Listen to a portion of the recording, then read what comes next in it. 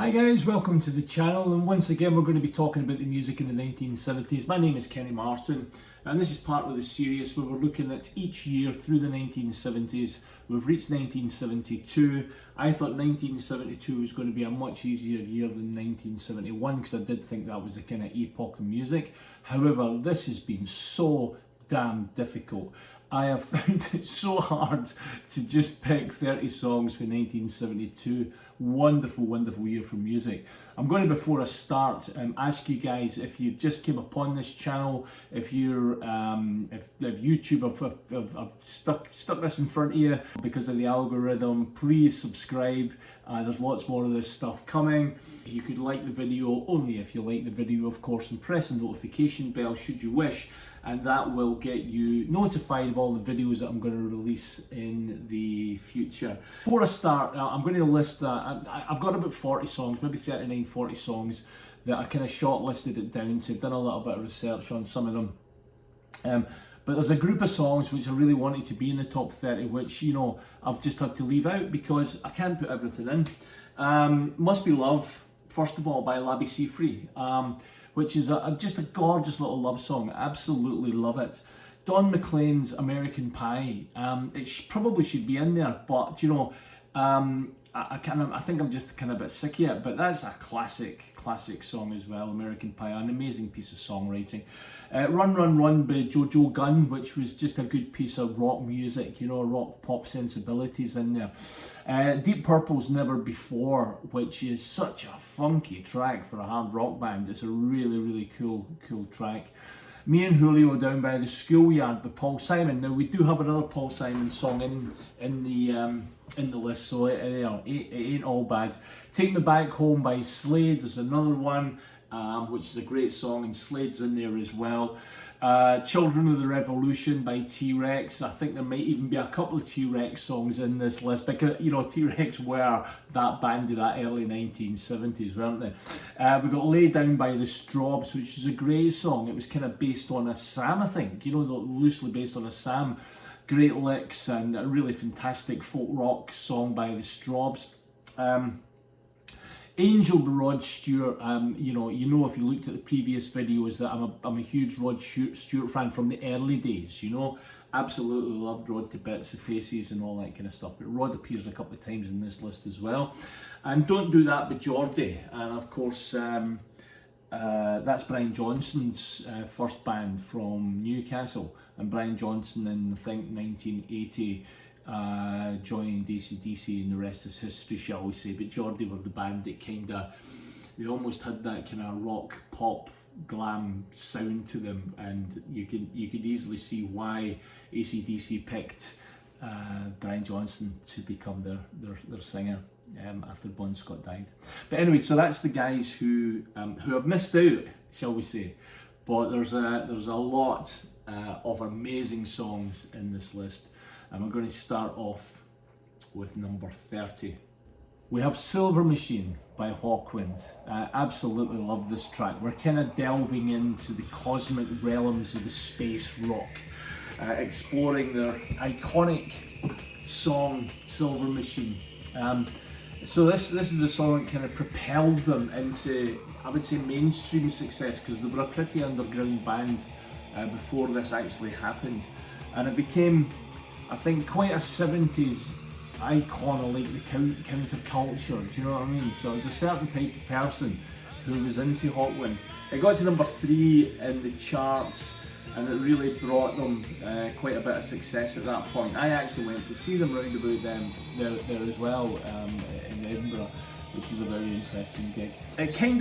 It was probably a testament to the world's fascination with space travel at the time as well, that this sort of music became so popular. It's driving rhythm, kind of futuristic themes. It kind of just resonated with that generation eager to kind of break through from the shackles, you know. Great piece of rock music. It was recorded live actually at the Roundhouse in London, and it was during the benefit concert in 1972, and it was then taken from the live recording, it was taken back into the studio, and it blended psychedelia, it blended rock, it blended jazz almost, to make quite a unique sound. It still remains, I think, a seminal track in the kind of annals or the kind of space rock psychedelia genre, and I think its spirit of ingenuity and rebellion, just that fantastic riff, and then the kind of whole all the spacey sounds and the kind of reverberating vocals, which I think probably was due to the fact it was recorded live, and then taken into the studio, of course, and kind of tidied up a little bit. But it remains an incredible song. I absolutely love it. Yeah, Hawkwind Silver Machine at number 30. At number 29, we have the quite astonishing Harry Nilsson and the beautiful song Without You. And I love Without You. I think it's the most evocative song. And so did everybody else, because this song reached number 1 in 1972, and it stayed there for 5 weeks, and it sold 800,000 copies during that period, which was quite astonishing. I mean, the 70s really did treat us to so many absolute classic ballads and classic songs, and I think Without You is definitely up there with them, you know. So it was written by Pete Ham, I think, and Tom Evans, who were in the band Badfinger. And Badfinger, again, is a band that I absolutely love. They're absolutely fantastic. And that was on their album called No Dice. And it was never released by Badfinger as a single, but you know, it got picked up by Harry Nilsson in 1971. And he was kind of struck by the quality and the depth of the song, and of course it was perfectly suited to his voice. It's lush, and it's got an orchestration in it which is just absolutely beautiful, and it's just a really powerful ballad. And I think it was on the album Nielsen Schmilsen. I don't know if that's how I pronounce it, but anyway, I think it was on Nielsen Schmilsen. It's kind of story of loss and longing has made it a song that's it's resonated with other artists. It's been covered by lots and lots and lots of artists. I mean, hundreds and hundreds of artists. He's one of my favourites, Harry Nilsson, because he was an absolute rebel. I mean, if you're listening to Nilsson's work, you know, you're not going to put him in the same categories as the Keith Richards and the Keith Moons. But Harry Nilsson was not only the same category as these guys. Harry Nilsson was the guy who egged them all on. They were they were scared to go out with Harry because they knew exactly what was going to happen. So Harry was, you know, hard drinking, drugs, women, and everything else in between. He was quite a character. He really was. And he came to prominence in 1968 with his debut album, which was called, I think, Aerial Ballet. And it had a couple of great songs on that. One of them was, of course, Everybody's Talking. And Everybody's Talking, it was then later released on Midnight Cowboy, the film, and it became a hit as well. And interestingly enough, both John Lennon and Paul McCartney have both said that Harry Nilsson was the best male vocalist ever. And, you know, who can disagree when you hear the soaring vocals in this quite incredible ballad? So this is Harry Nilsson, Without You, at number 29. Mama We're All Crazy Now by Slade is at number 28. Released in August 1972 from the album, I think it was the third album, which was called Slade. Written by Noddy, of course, Noddy Holder, and Jim Lee, the bass player in Slade, but also Jim did the violin, which was gave him quite a unique sound with the violin, and produced with Chas Chandler. It became, I think, Slade's third #1 single that they had in the United Kingdom. Absolutely infectious, electrifying, an absolutely infectious and electrifying, you get what I mean, electrifying rock and roll track. It starts off with that great guitar riff, and then there's this kind of wolf, like a wolf howl from Noddy, which then gets us into the main body of the song. But it not only kind of topped the charts in the UK, but I think it also became a kind of real hard rock stroke glam rock classic song from, excuse me, from the early 70s. From the early 70s. Um, Interestingly, the song actually came from, the inspiration for the song came from a gig that Noddy and the band done in Wembley Arena. And after the gig, Noddy said to the rest of the band, oh my god, that was incredible. These people must be absolutely crazy. And then that was the inspiration for writing a song about, you know, Mama, we're all crazy now. Infectious chorus, stomping rhythm. It kind of just really kind of resonated with the fans. I mean, it was just exactly what they expected to get from Slade at that period in their career. And it was absolutely superb. It's been covered by loads of people. It was covered by the band Quiet Riot. It was actually Quiet Riot's first ever hit. I don't even think they had any hits after that, but they were inspired by that. And it was also done by the Runaways. And was that Joan Jett and the Runaways? Anyway, it was done by the Runaways as well. And their major contribution probably to inspiring people and was Kiss, because Kiss have said that, you know, they've covered Slade songs, but they've also said that they were the band that made Kiss who Kiss are, you know, and you can kind of see that, to be honest with you. You know, it continues to kind of be a high up there in people's rock playlists, and it's just an enduring, fantastic rock and roll song. So that's number 28, that's Slade and Mama, We're All Crazy Now. We've got Conquistador by Procol Harum at number 27.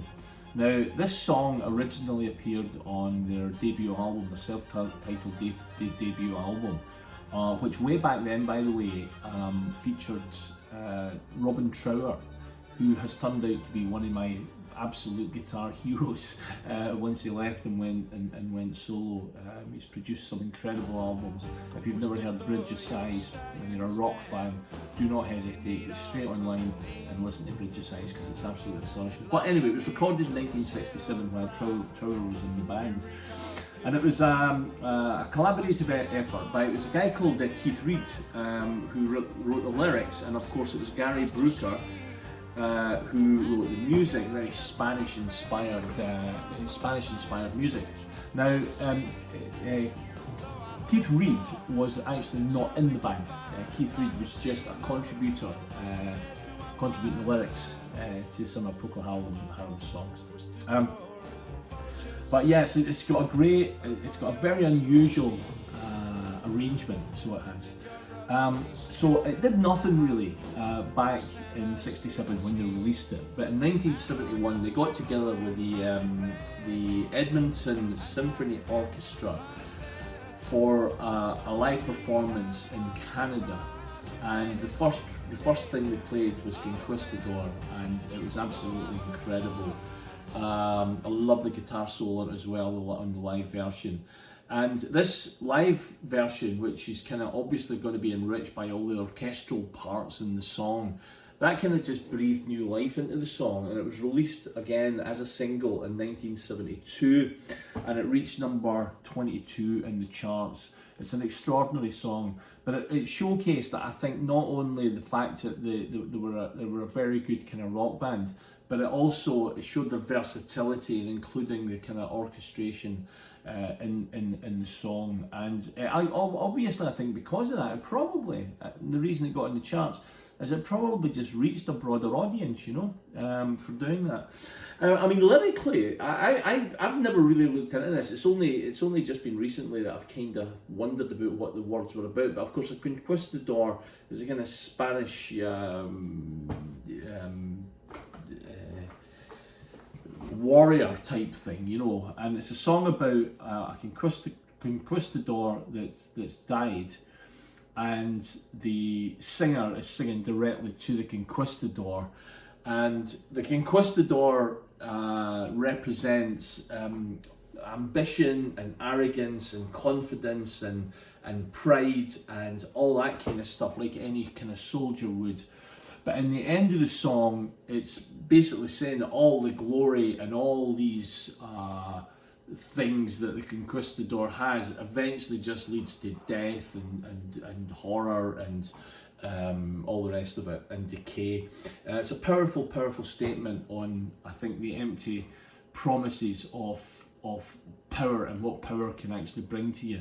So it's a wonderful song, and it's definitely you know, the original song's pretty good, but I definitely think that the version with the orchestration in it really just steps it up a notch or two, and it's really quite a wonderful song. So that's Conquistador at number 27. Now in this song, I'm trying to figure out if this is the first ever punk song, because the more I listen to it, the more I think it is. It was released on December the 1st, 1972, written by Mark Bolan. This is called Solid Gold Easy Action by T-Rex. It reached number 2 in the charts. And again, just once again, cemented their place in the annals of history as far as glam rock goes. They were absolute glam rock stars.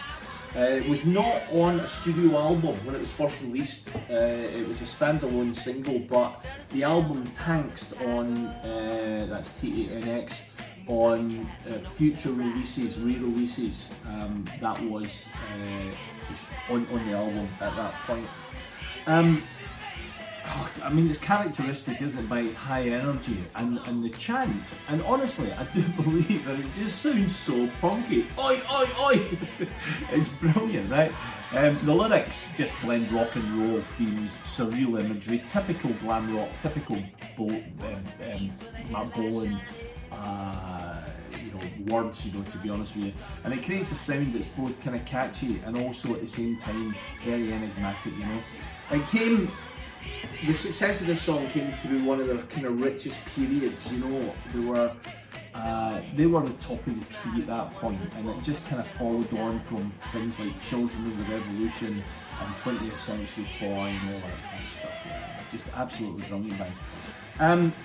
This is very interesting. There's a little tidbit in this this song, which is like a conspiracy theory or you know, whatever you want to call it, a bit spooky. So the lyrics in the song, one of the lyrics in the song is, "Life is the same and always will be. It's easy as picking foxes from a tree." Now remember, in 1977, Mark Bolan died in a car crash. He was in his Mini. I think it was Grace Jones that was driving the car. Do you know what I mean? I'm saying that and I might be completely wrong, but anyway, some star was driving the car, and they crashed the Mini into a tree, and he was killed. But there was a fox motive on the front of the car.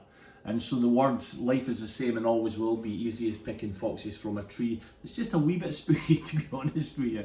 Anyway, that's at number 26, it's Solid Gold Easy Action by just one of my favourites from the 70s, Mark Bolan and T-Rex. Absolutely massive change of pace here. You don't get much more change of pace than this. So we're going from T-Rex and we're going to Roberta Flack.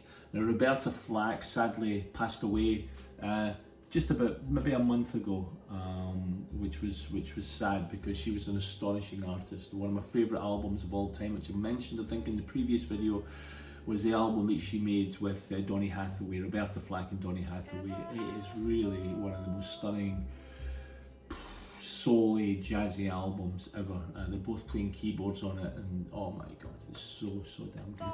This song here at number 25 is the first time ever I saw your face, and it reached number 14 on the charts. And it's one of the slowest paced songs at the beginning of this song. It's so emotionally charged, you know. It kind of relies on a totally minimalistic orchestration in the song, and what that allows every single aching word that Roberta Flack sings, that gives it space for that to breathe and really have such an emotional impact on the listener. It begins with a sort of gentle arpeggio piano sort of intro, and it sets a kind of dreamy, meditating tone to the song, but it's so slow. There's no temptation to speed it up. It really is. I don't know what it is, but it must be a tiny, the beats per minute, it must be 50 or 60 beats per minute. It's so gentle, it's so beautiful. And then the vocal enters just really softly and gradually builds in its intensity. And then once you get to, I think, verse 3, the song starts to build up, and it builds up in emotion, and then the orchestra builds, and then the strings, they add just extra richness to the song, and then she delivers the most potent vocal lines in the song, and yet it still remains 100% controlled and expressive, you know. It's absolutely wonderful, and I think the ending, the slow ending to this song is a masterclass really in restraint. There's no temptation to speed it up, it's just so bloody beautiful. It was written in 1957 by Ewan MacColl, and Ewan MacColl was an English, he was from Lancaster, and Ewan MacColl was essentially a folk singer and folk writer, a singer-songwriter.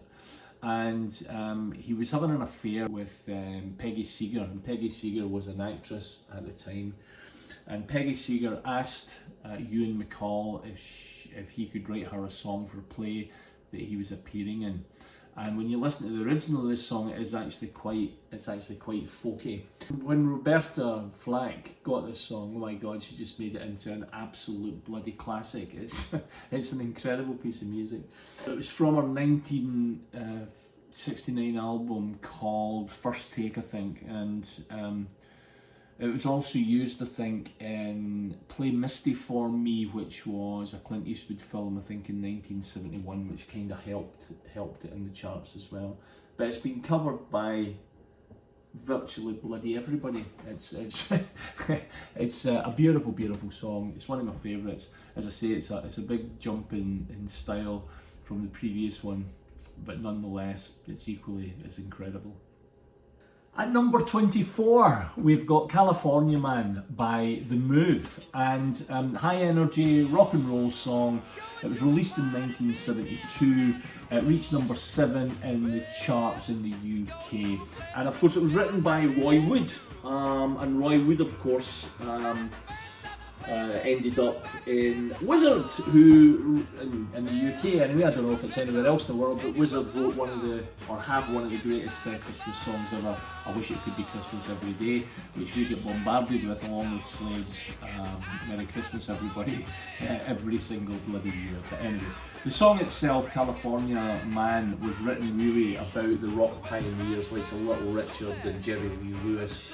And that was like a homage, really, because Roy Wood really loved that style of music and is a big influence for him. Fantastic dynamic blend of kind of baritone saxophones, a double bass, and great vocals. And the vocals are kind of shared between Roy Wood and Jeff Lynne, and of course Jeff Lynne went on to form the Electric Light Orchestra.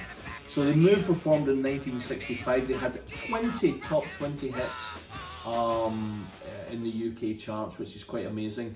And when he went on to move, when The Move split up, that was the core then of the Electric Light Orchestra. But Roy Wood only stayed for one album and then he left. So it was Roy Wood and Jeff Lynne's kind of vision to have this rock music with orchestration in the background, and that's what led to the Electric Light Orchestra. But he only stayed for the one album. It's got a lasting impact, I think. It inspired bands, particularly people like Cheap Trick. And when you listen to Cheap Trick's music, it's kind of got a wee bit of vibe of the Move in there. It really has. And they also covered the song, actually, I think, back in the late 70s, I think they covered California Man. But yeah, interesting song, interesting story with the whole thing going from The Move to Electric Light Orchestra. And California Man at number 24. You know what that is, don't you? School's Out by Alice Cooper at number 23. Released in 1972, it's one of Alice's most iconic tracks, of course. You know, everybody knows School's Out. It kinda lit the touch paper for that rebellious youth of the age, you know. It embodies the rebellious spirit, you know. The track, it reached the top spot in the UK, number 1. due to its just infectious energy and its lyrics, which everybody could relate to. You were at school, you couldn't wait for bloody school to finish, you know. So School's Out was just, you know, it just, what's the word? School's Out, it resonated, that's the word I'm looking for. It resonated with audiences all over the world, you know. It's a message again, I guess, of liberation and rebellion, you know. The recording, I think, was marked by the band's more experimental approach to producing rock music. It blended hard rock with elements of jazz and blues, and had some brass and string in there as well, which is very, very unusual. And this fusion of all these genres really showed their versatility and their willingness to push the musical boundaries, and of course it just led to School's Out. Its original packaging, by the way, which I remember having a copy of this and I wish I had kept it, its original packaging had the album, the vinyl itself, wrapped in a pair of paper panties. I don't know if anybody remembers that, but I can remember having this with the paper panties on it. But I think it was then taken off the market with that because it was flammable. They were scared that it was going to go into fire. I don't know. Anyway, it became a defining track, of course, for Alice Cooper. It's still probably the song that everybody would define Alice by, even though there's lots of other incredible songs. But yeah, School's Out. It's a song of rebellion, and it's a song for the kids. And here's a song that was released in November 1972, and it's from David Bowie's 6th album called Aladdin Sane, and that song is called The Genie. Now, he wrote the song in New York. He was on an American tour at the time. I say American tour, I don't even know if it was a tour. I think he had visited America for the first time, and he was absolutely blown away by America. And the song, I think, The Genie, is influenced by his time in New York, by the Andy Warhol, you know, set. You know, the people around Andy Warhol, Iggy Pop included, by the way. But the song itself, the title of the song, is a pun on the French writer who wrote poetry and books and plays, a guy called Jean Genet. And Jean Genet wrote things like The Maids and The Balcony. These are plays, but they're all about identity, power, sexuality, gender, and you can tell that sort of thing would resonate quite strongly with Bowie. So Jean Genet turned into the Genie, which I think is quite a clever play on words, to be honest with you. It kind of shows Bowie's ability to be a chameleon-like figure, you know, and change his look at will and his sound at will, you know. He's absolutely incredible, and I love Aladdin Sane actually as an album. The song features a kind of fantastic riff to start off with, kind of Yardbirdy like riff to start off with, and it captures a kind of very early, more rougher kind of rock and roll sound, you know. And the lyrics are all about, you know, a Niggy type character who is living in the seedy underbelly of a city like New York, you know. That's what I get from the lyrics. Got to number 2 in the charts, of course, and that kind of solidified Bowie's place in the top rank of the glam rock stars of the period. Something I would like to mention though is that I remember many years back I bought an album called Nuggets. Nuggets and Original Artifacts of the First Psychedelic Era, I think it was called. It was put together by Kim Fowley, and it was a double album, and it was all the garage bands from America who were writing all this, playing all this incredible music. It's a brilliant double album. It is available on Spotify for anybody if you want to check out Nuggets. It's very good. But there's one song in there by a band called The Shadows of Night, Now they started in Chicago back in the mid-60s, but they were called just the Shadows originally, but they changed their name to the Shadows of Night because of the Shadows, of course. They didn't want to be mixed up with them. But they recorded a track called Oh Yeah, and this is on the Nuggets album, and I am no kidding, right? I'm no kidding, right?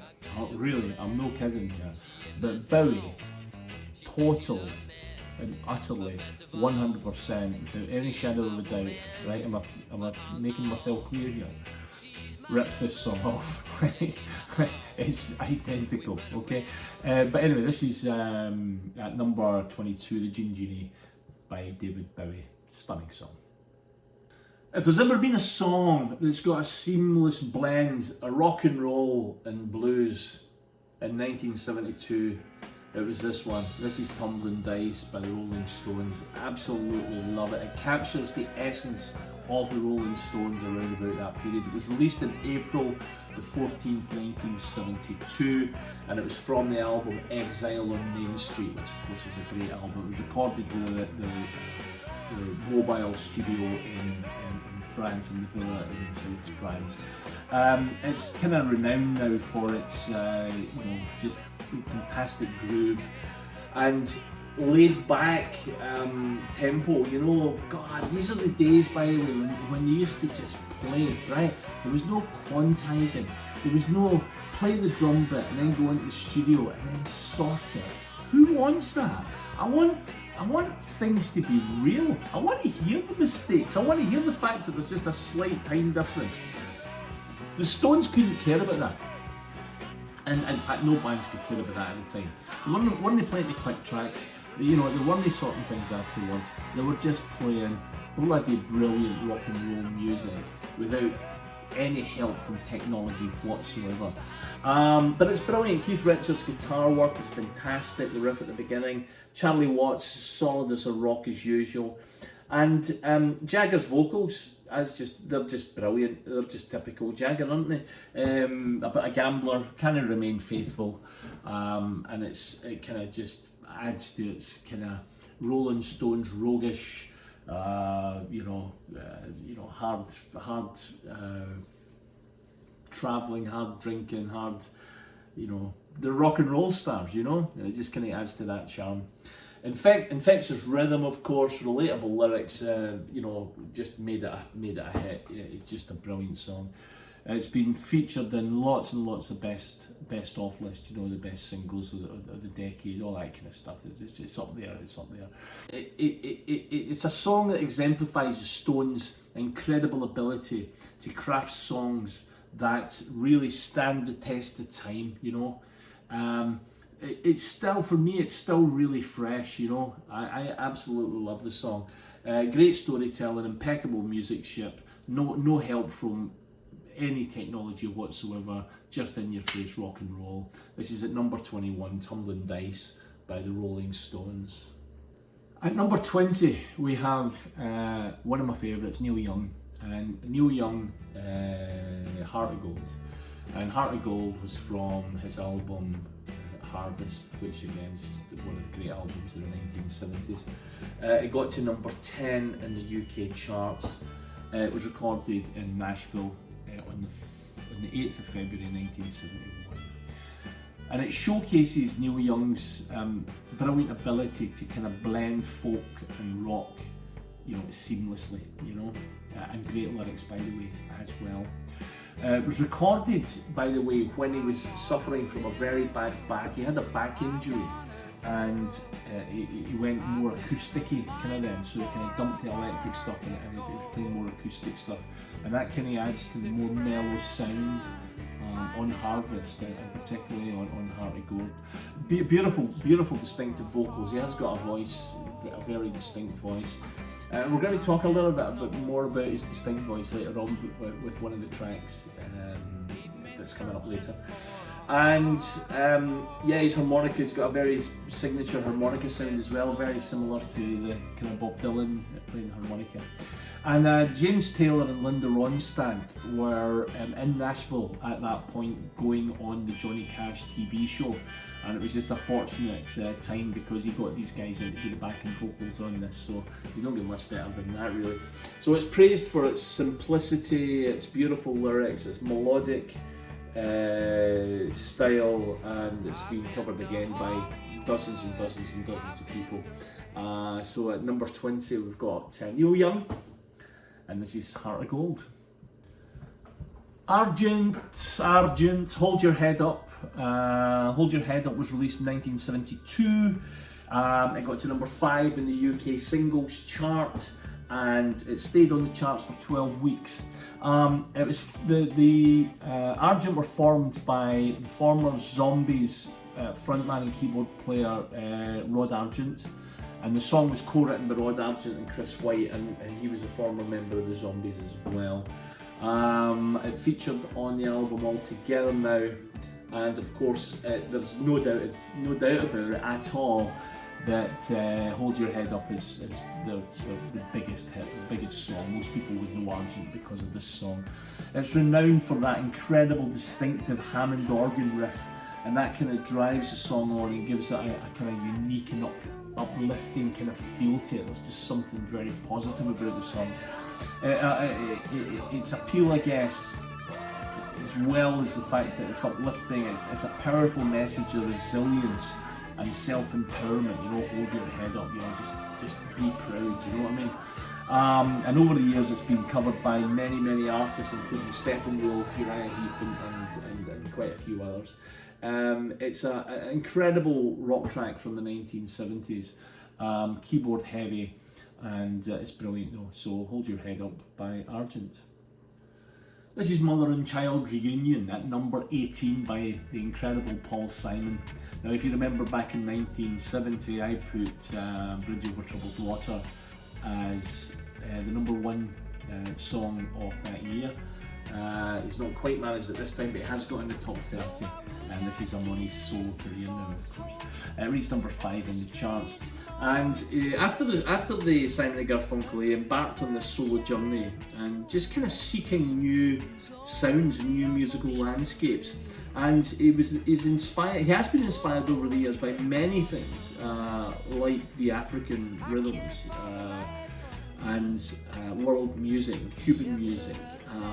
But this song was inspired particularly by reggae musicians, and he actually went to Jamaica, and he to record the song, and he used Jamaican musicians to help him get that authentic kind of reggae feel. The song was released in January '72, and was part of his album, Paul Simon's self-titled album called Paul Simon. The band were primarily, I think, members of Jimmy Cliff's band, and he was inspired quite heavily by Jimmy Cliff and Desmond Decker and people like that in the early days of the reggae. Lovely little distinctive kind of tremolo guitar as an intro, and a rhythm that just captures the essence of that reggae, but also kind of balances a folk rock vibe as well. So it's quite a unique song. It's kind of lauded, this song, for that fantastic blend of the reggae and the American pop, and it opened the doors, I guess, for future collaborations between artists of different genres. You know, it kind of went, here you go, try this, because you know, if you blend this music with this music, it might be incredible. And of course, lots of people did that. The track marked quite a significant milestone, I think, in Paul Simon's solo career, and it helped bring reggae to the masses. And if you go back to this period and look at some of the songs, there was a lot of reggae influenced songs coming through. You forget how big reggae was at this particular time. So that blend of that kind of heartfelt lyrics and infectious reggae rhythm really ensures its place in musical history. And it's interesting because the title itself, Mother and Child Reunion, he came up, this is where great songwriters come into their own. So he was sitting in a Chinese restaurant, and on the menu was a dish. It was a chicken and egg dish, and it was called Mother and Child Reunion. And that's where the title of the song came from. It was chicken and egg, mother and child reunion in the one dish. But the song itself is actually about his dog dying, and it made him think about the fragility of life and grief. And so it's actually quite a sad song at the same time as it being a rather infectious and upbeat song. So this is Paul Simon's Mother and Child Reunion, sitting at number 18 in my top 30 songs of the 1972. There is some amazing songs in here. I'm sure you're going to agree with me, and I think they get even better from now on. Another astonishing song from 1972 is "Morning Is Broken" by Cat Stevens. It just beautifully marries that traditional sort of hymn type religious thing with folk rock sensibilities, you know. It's a perfect blend. It peaked at number 9 in 1972 in the UK. Now, it's a Christian hymn, and it was written in 1931 by somebody called Eleanor Farjeon, F-A-R-G-E-O-N, Farjeon, anyway. And it's set to a traditional Scottish tune called Bunessan, and that's after the village in Mull.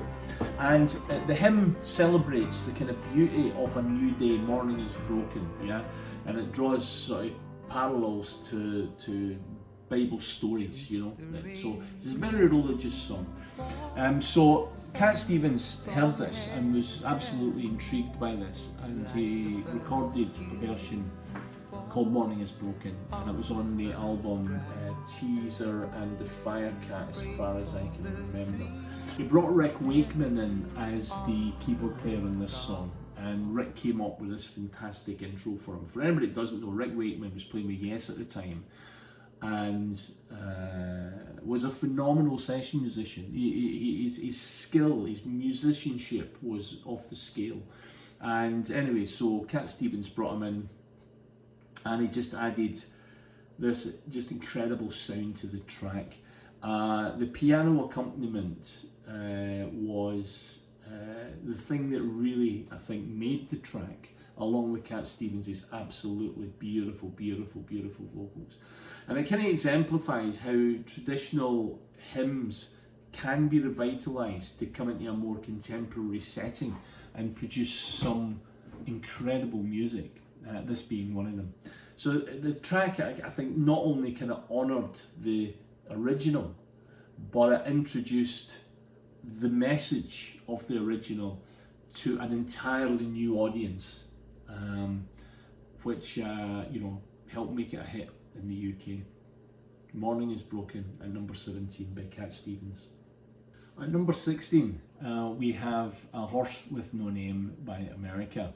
Now, I told you that Neil Young's name is going to come back into this video, and this is where it happens. We'll find out in a second. It peaked at number 3 in the UK in 1972. And I guess the haunting melody, the kind of cryptic lyrics, the desert connotations just really appealed to people. It was a debut single. It was from their self-titled album in 1972, and but it wasn't on the original one. I don't think it was put on it. This was a single that came out on its own. But on subsequent re-releases of the debut album, Horse with No Name was included on the album. Lovely, hypnotic 12-string chord progression on the guitar. Just beautiful vocals, right? Just lovely laid-back vocals. Now this is where Neil Young comes into it again, because when this song got released, there was DJs in America who were playing this song and crediting it to Neil Young. And of course it wasn't Neil Young. In fact, Neil Young, I had an interview with Neil Young recently, and Neil Young said that his dad actually phoned him to congratulate him on his new single, because he'd heard it on the radio, and it wasn't Neil Young, it was America doing A Horse with No Name. And when you listen to the vocals, you'll see exactly what I mean. A lot of people thought that the song was about heroin, about drugs. The horse was the heroine, right? But the guy who wrote the song, Dewey Bunnell, he says that it was literally just inspired by the desert and the feelings of the desert and the atmosphere in the desert, and he says there's nothing more to it. So he says it wasn't about drugs whatsoever. He wanted to capture that kind of feeling of isolation and tranquility, and it's a song about escaping society and encompassing that wilderness, you know, that peace you can find when you're in nature. So this is A Horse with No Name by America. How many times am I going to speak about these guys? Jesus. T-Rex. Telegram Sam, great song. This is zenith of glam rock, really, isn't it? You know, released in January 21st, 1972. It came into number 3, right into the charts at number 3, and then went to number 1. Quintessential, absolutely brilliant glam rock, infectious guitars, Bolan's distinctive vocals, and in this song he introduces just a huge cast of characters for you to mystify it, to wonder about, you know. We've got Telegram Sam, and Telegram Sam is allegedly Bowie's manager, Tony Secunda. And Tony Secunda obviously played a huge role in Mark Bolan's life. And then we've got Golden Nose Slim, Jungle Face Jake, and Purple Pie Pete. Now don't even ask me who these people are, who they're supposed to be, but it's an intriguing song. They add the intrigue to the song, and it reflects his penchant for blending the fantastical, the imaginary, the crazy with brilliant rock and roll. It kind of exemplifies T-Rex's inane ability to craft songs that are both catchy, enigmatic, and commercial. You know, it's brilliant. Its success solidifies their status as the glam rock kings, I think. You know, and it continues to inspire.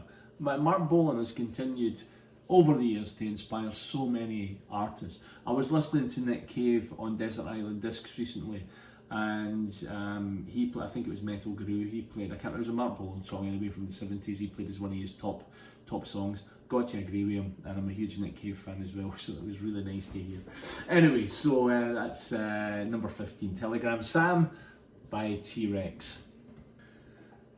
In November 1972, Carly Simon released an album called No Secrets, and I actually think that No Secrets is every bit as good as Carole King's Tapestry, but don't tell anybody I said that.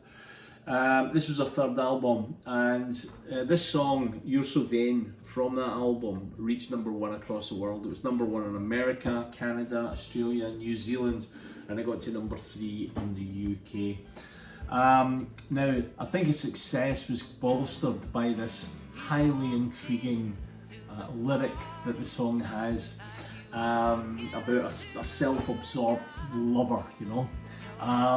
It captivated audience with its catchy tune, incredible musicianship. The bass at the beginning is just so bloody lovely. But it's also sparked that speculation, right, over the decades about who this person was. Now, the speculation has been that it was Warren Beatty, it was James Taylor, it was Mick Jagger, and there's been a couple of other people mentioned, but I don't actually know.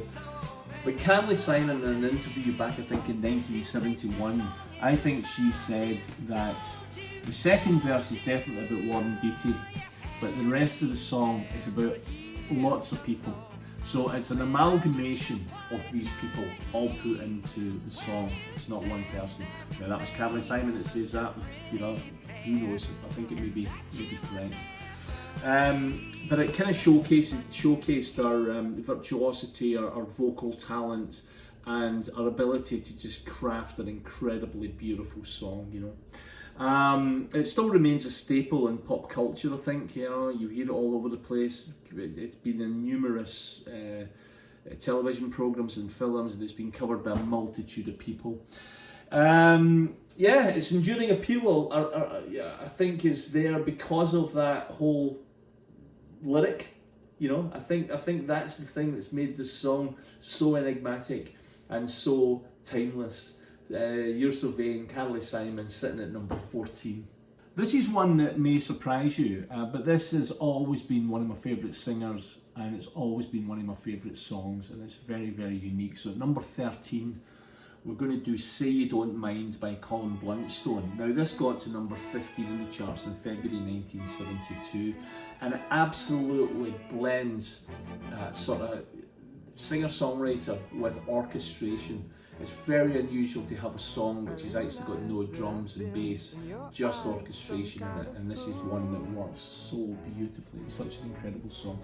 It was written by Denny Laine actually, and Denny Laine was in the Moody Blues, so when he left the Moody Blues, I think this song was written, and then he went on, of course, to join Paul McCartney in Wings at that point. Denny Laine didn't have any success with this song, but when Colin Bluntstone found this song, recorded it, that's when the success actually happened for the song. It stands out because it's got such a unique arrangement, you know, so it departs from that traditional rock or even singer-songwriter kind of arrangement, and it features a 21-piece string orchestra, and it's arranged, I think, by a guy called Christopher Gunning, who was a top arranger at the time. And this orchestration approach to it, along with Bluntstone's absolutely astonishingly beautiful vocals, he sings like an angel. He's an incredible voice. It just creates this kind of lush and beautiful landscape. It's lauded for its innovative fusion of the classical and the pop, and his daring choice, and it is a daring choice, to eliminate the band and just to use the orchestra. So this is Colin Bluntstone, Say You Don't Mind, at number 13. How many times is Rod the Mod going to be in these lists? There was just something about the early 70s and even the late 60s where Rod Stewart was just at his absolute peak. Oh my God, what an incredible singer, what an incredible rock star Rod actually was. This is The Faces, this is Stay With Me. Now before this got to this is my number 12. It's from the album A Nod Is As Good As a Wink to a Blind Horse, right? And it was released in December 1971 and it got into the charts in 1972. I'm going to tell you a memory about this song before I go any further. So me and my mate Kenny, a guy called Kenny Vannon, Kenny was my best man, we've been friends forever for life. He still comes to the gigs with me, he's part of my concert boys, the 3 concert boys. Just in case you left out John Hood's the other one. Me and Kenny used to work at a place called the People's Hydro, which is a big hotel in Peebles when we were kids, really. And we were waiters and did all that kind of stuff. And I remember one day we were doing the afternoon teas, and there was just a few people then, and me and Kenny would take the orders and go to the still room, and the guy would make the coffee and the afternoon teas and we'd bring it back to them. And I remember 2 busloads coming in that day, and there was about 100 people in this enormous hotel, all in the different rooms and, you know, the big lounges. And we couldn't keep up. It was just an absolute nightmare. And just being kids, we just went, I'll bugger it. I can't do this. And we just left everybody. And literally there was nobody else in the hotel to serve them.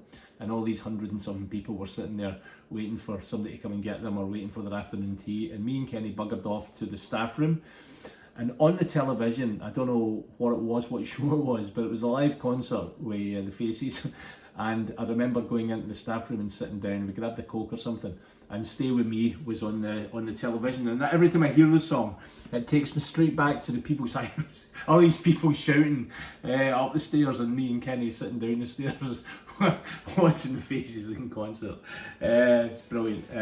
Anyway, it was written by, of course, Rod and Ronnie Wood, who was guitar player in The Faces at the time. It eventually went, of course, to the Rolling Stones. And it kind of showcases their swagger. It showcases that loose, just fabulous rock and roll style, you know. It's a standout track from the early 70s as far as I'm concerned. Of course, the lyrics are typical Rod. It's always about being with a woman and, you know, regrets and no regrets and blah blah blah. And this one's exactly the same. So this is about an older woman called Rita.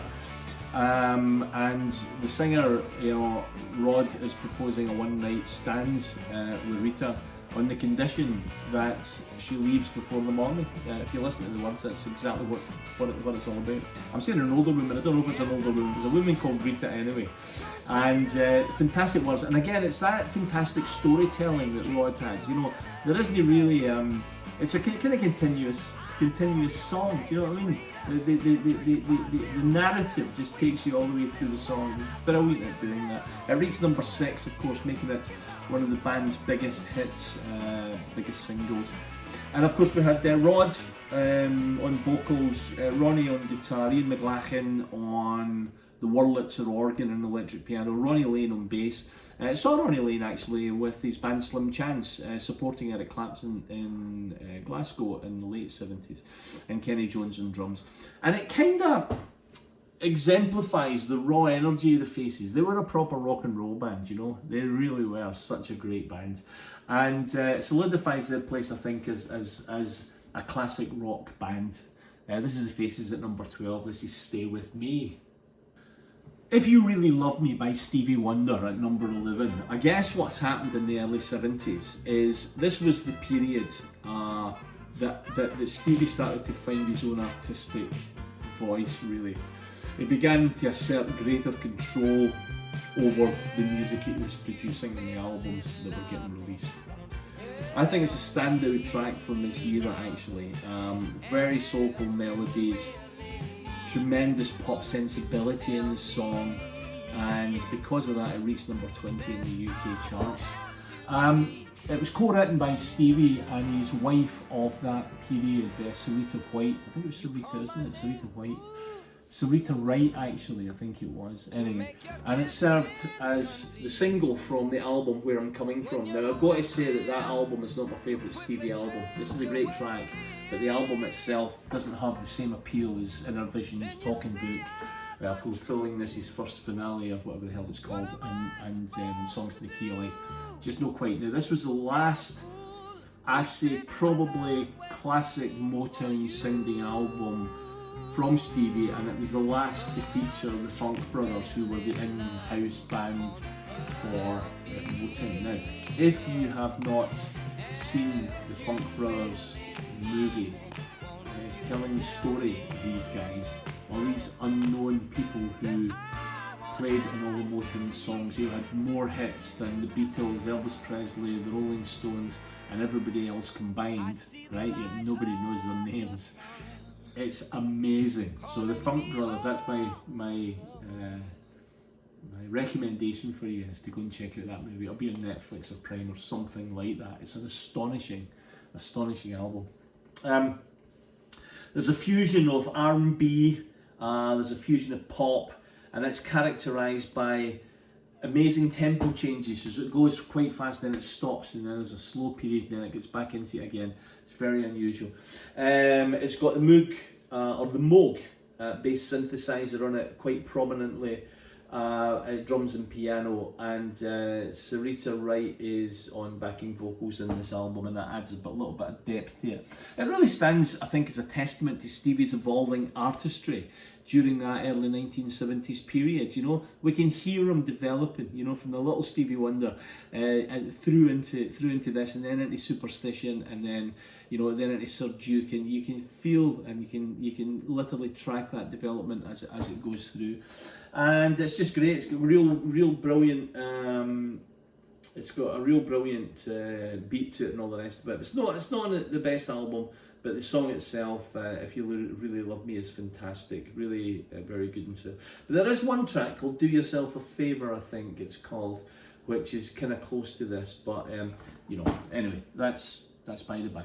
So Stevie Wonder, If You Really Love Me, at number 11. The early 70s were an absolutely pivotal time for hard rock. This is when it was all getting developed, you know. This is Deep Purple, this is Fireball, so it's from the album itself, which is called Fireball. and it spent 6 weeks in the charts back in 1972.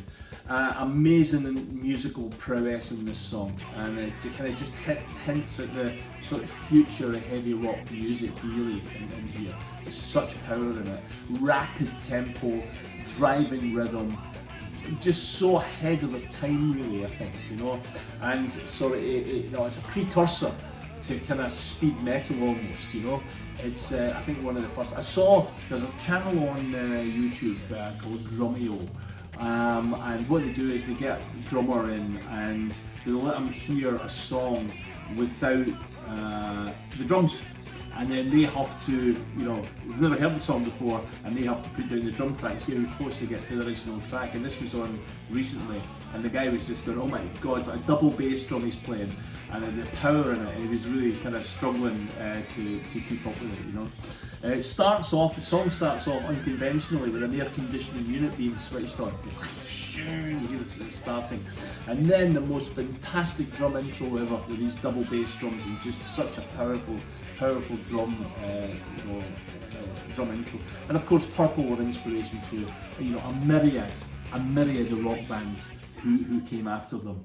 But it stands as a testament, I think, to that early 70s Deep Purple, their innovative spirit and their contribution to that evolution of that genre which we all love so dearly, which is the hard rock genre, particularly from the 70s. Deep Purple at number 10, this is Fireball.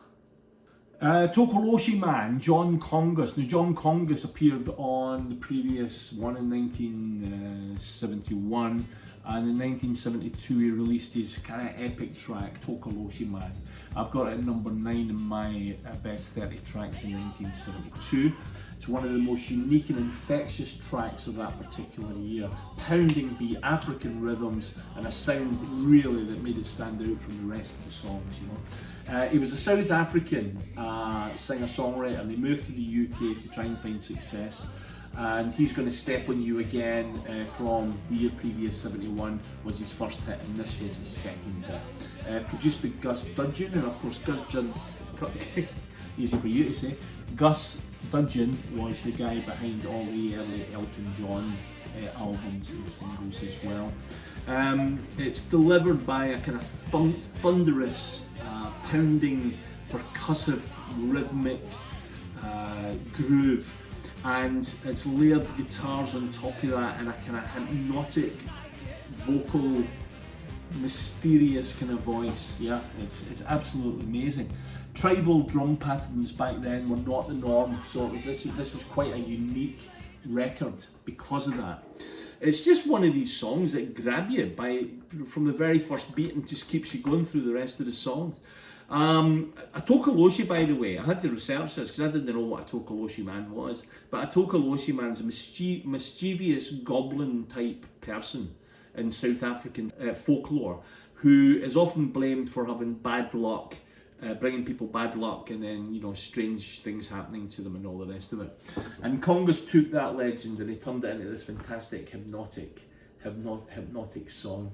It reached number 4 in 1972, and I think it's probably one of the I don't know, certainly the most experimental and innovative tracks of 72. It's rock, it's psychedelia, it's tribal, it's unforgettable, it's bloody brilliant. So this is Tokoloshi Man, sitting at my number 9 by John Congus. A seminal track in 1972 is Mott the Hoople's All the Young Dudes, and that's what I've got sitting at number 8 in my top 30. Written and produced, of course, by David Bowie. It became, you know, Mott the Hoople's most successful single. They were a struggling band at this point, and it reached number 3 in the charts. The lyrics, I guess, resonated strongly. Again, it's a bit like School's Out. It resonated strongly with the youth of that time, the youth of the era, you know, capturing, I think, again, that rebellious spirit in 1970s, early 1970s. Bowie's involvement, of course, provided the band with a hit, and the biggest hit that they've ever had, but it also played a kind of pivotal role in changing the band's musical direction during that early 1970s period. And in 1972, Mott the Hoople were actually on the verge of packing it in. They just weren't getting the success that they wanted. And David Bowie went to them and he offered them a song, he offered them Suffragette City. And Ian Hunter said, no, I don't want that song. Very nice of him, eh? And then Bowie offered them All the Young Dudes, and the rest, of course, is absolutely history. You know? Swaggering guitar riff, sing-along chorus, it kind of perfectly captured that early 70s rock, glam rock kind of vibe, you know. It's a youthful anthem, isn't it? It's a call to the next generation of the rock and roll misfits, you know. Yeah, it's rather cool, yeah. Bowie wrote it as part of his Ziggy Stardust narrative, actually, so it was going to be part of that, but it ended up not being on it, hence the reason that he gave it to Mott the Hoople. It's a song of survival, and well, it is, isn't it? Because it definitely saved Mott the Hoople's career, and it became the soundtrack for a generation of outsiders. A generation of rebels, you know. And it's proof, I think, of, you know, the genius of Bowie, really. Mott the Hoople's All the Young Dudes, sitting at number 8. Oh God, I guess I could just guess who the next person is. This is Mark Bolan, this is T-Rex, and this is my favourite T-Rex song of all time, bar none. This is Metal Guru. I love it. Released May the 5th, 1972 from the album Slider. It just showcases the signature sound again, that glam rock sound again. And Bowie even described the song as encapsulating everything about the early 1970s, that flamboyant and electrifying spirit that was around at the time. And remember, we're talking about an era which was terrible. The early 70s, in fact the whole of the 70s in the United Kingdom was a bloody awful place. There was strikes, there was rubbish piling up on the streets, there was unemployment, there was bloody wars, there was it was terrible. The lights were, people were working 3 days a week. It was a horrible time, and I think that's possibly why this incredibly vibrant, exciting, electrifying flamboyant music came to try and almost counter the shit that was happening, you know. So there's definitely part of that, I think, true, you know. It reached number 1, it was the 4th number 1, and I think it was the last number 1 they ever actually had, but they did get into the charts again. Upbeat tempo, catchy guitar once again, distinctive vocals as usual. You know, I don't really need to say very much. Tony Visconti was the producer who worked with Bowie and other people as well. Lush arrangements, exuberant. It's just bloody brilliant. That's all I can say, really. So the song's influence has actually continued, because in 1986, Johnny Marr from the Smiths said about their song Panic. He said that it drew inspiration from Metal Guru, and the song was crafted to emulate T-Rex's glam rock essence, you know. So it's still having an influence right to today, you know. It stands as a testament to T-Rex's pivotal role in early 1970s music and their rightful place at the top of that echelon. This is Metal Guru at number 6 by T-Rex. This is an extraordinary song, and once again we're back into Rod Stewart, but it isn't really Rod Stewart. Well, it is Rod Stewart, of course it's Rod Stewart singing, but the band is not the Faces or Rod Stewart. The band is called Python Lee Jackson. And Python Lee Jackson were formed they were an Australian rock band. They were formed in 1965 in Sydney, Australia. And by 1968, they had decided to move to the United Kingdom to try and find some success. So the band's vocalist and keyboard player, David Bentley, wrote the song In a Broken Dream, but he felt himself that his voice was not suitable or good enough for the song, so he went to try and find another vocalist to sing the song. Now at that time, Rod Stewart, of course, was not the mega superstar that he became. He was still, you know, although he was recording, he was on albums, and he was, you know, he hadn't had the he still wasn't a worldwide superstar. So that was in 1969 when the song was recorded. Now, when Rod came into the studio and recorded this with him, and he made an incredible job of it, he was allegedly, I think this is true, but he was paid a set of seat covers for his car. I think that is freaking brilliant. So I don't think he was compensated enough for this song, to be honest with you. So when it's an original release, it wasn't a hit, right? However, when Rod then got massive #1 hits with like Maggie May and You Wear It Well, the song was re-released, and on its re-release it hit the charts, and it made its mark really, I think, internationally. It was quite successful all over the world. So it delves into the themes of despair and longing and the essence of unfulfilled fantasies and dreams. This is what the song's about. It's a haunting melody, and Rod Stewart's got such a soulful delivery on this song. It's absolutely beautiful. It's got a sort of enduring appeal to it. And over the years, of course, it's been covered by various people, and it's been used in film soundtracks and all sorts of stuff. Now, the astonishing thing is the guitar playing. The guitar playing on this song is absolutely fantastic. The guitar player, I'm going to tell you a wee thing that a lot of people don't know. So the guitar player is a guy called Mike Lieber, and Mike Lieber was born in my hometown of Peebles. Yeah, so Peebles in the Scottish borders. Mike Lieber was born there, but he then moved to Australia, and then he formed the band Python Lee Jackson. And the guitaring in this is absolutely fantastic, both the beginning of it and the solo in the middle. It's a wonderful track. It well deserves to be my #5. It's called In a Broken Dream by Python Lee Jackson. Virginia Plain by Roxy Music at #4. I love this song. It was written, of course, by Brian Ferry, and interestingly, it was not on their first album. It was added to the album. This happens quite a lot, actually, doesn't it? So this was a self-penned single, and then it was added to the album afterwards, so debut album afterwards. But it kind of not only introduced the band's avant-garde, crazy style, but it kind of left an indelible mark on that glam rock era as well. Their eccentric fashion and avant-garde image kind of helped cement that look, you know, and it became almost as revolutionary as the sound of the music that they were producing, you know, which was wild.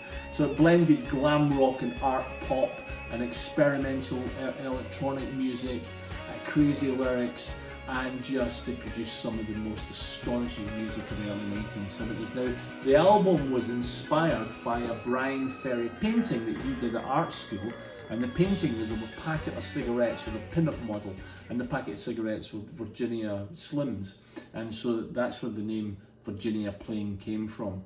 It got to #4 in the singles charts, made a significant breakthrough for the band, really. It's unconventional structure, there's no chorus, which is very unusual for the time, and its fusion of experimental rock and glam rock really made it the track that it was. And that incredible ending where, what's her name? Virginia Plain, bang, brilliant, absolutely brilliant, inspired ending. So it's a tapestry, surreal imagery, incredible fashion, electronic madness, and just astonishing playing. I was fortunate enough to see Roxy Music back in this era, and oh my god, they were incredible, absolutely incredible. So at #4, Virginia Plain by Roxy Music. You're going to think that I'm just in love with this guy, and perhaps back then I kind of was, right? This is Rod Stewart. This is You Wear It Well. It's sitting at #3. Co-written by a guy called Martin Quittington. And Martin Quittington was the acoustic guitar player who played on this track and this album. Every Picture Tells a Story, and never a dull moment. He was a guitar player on there, along of course with Ronnie Wood on electric guitar, Mickey Waller on drums, Pete Sears on piano, and Dick Powell, who was on violin, and I think he has a very essential role in this particular track. Anyway, Martin Whittington was in the blues band, the blues rock band Steamhammer back in the day, but then he worked with Rod in his early work here. Again, similar to Maggie May, it's got that folky rock, country type arrangement. You know, again, storytelling lyrics, heartfelt storytelling lyrics, and just such an infectious rhythm. Again, we talked earlier on about Stones and Tumbling Dice, and how nothing was done to a track, and you can hear this is just being played live. It's bloody incredible, it really is. It was released in August 1972. It reached #1 on the UK charts, making it his second #1 single, one after the other.